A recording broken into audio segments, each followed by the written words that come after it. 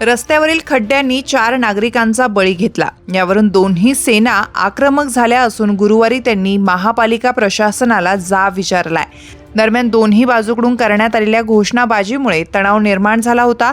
संपूर्ण शहरभर सिंहस्थ कुंभमेळ्याची कामं सुरू आहेत। त्याआडून दुसरीही कामं हाती घेण्यात आली आहे। पावसाळा लक्षात घेऊन कामांचं नियोजन करणं गरजेचं होतं, पण तसं झालंच नाही। कामांसाठी खोदलेले रस्ते जीवघेणे ठरत आहे। आतापर्यंत जवळपास 4 जणांचा जीव या खड्ड्याने घेतला आहे। अंबड MIDCतील तरुण उद्योजक निलेश कोतकर यांचा खड्डे चुकवण्याच्या नादात अपघात झाला, त्यात ते मृत्युमुखी पडले। अपघाती मृत्यूवरून ठाकरे गटाचे नगरसेवक आक्रमक झाले। गुरुवारी त्यांनी मृत्यूचे फोटो घेऊन महापालिका मुख्यालय राजीव गांधी भवन गाठलं। महापौरांच्या दालनात 2.5 तास ठिय्या आंदोलन करण्यात आलं। त्यानंतर महापौरांची प्रतीक्षा करत गटनेत्यांच्याही दालनात आंदोलन करण्यात आलं।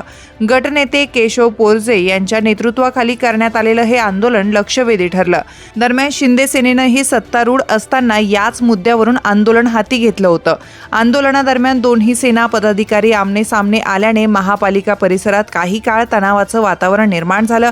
यावेळी ठाकरे सेनेचे नगरसेवक किरण दराडे यांच्याशी महापालिका आयुक्त मनीषा खत्री यांनी चर्चा केली। दुसरीकडे शिवसेनेचे महानगर प्रमुख प्रवीण टिमदे आणि उपायुक्त सुवर्णा दणके यांनीही आंदोलकांशी संवाद साधला। शिंदे सेनेकडून विरोधक म्हणून तुम्ही काय केलं, आम्ही तुमचा निषेध करतो अशी घोषणाबाजी करण्यात आली। त्याला प्रत्युत्तर देताना ठाकरे सेनेने सत्तेत राहून आंदोलन करण्याचा काही उपयोग नाही असा पलटवार करत शिंदे गटाविरोधात जोरदार घोषणाबाजी केली।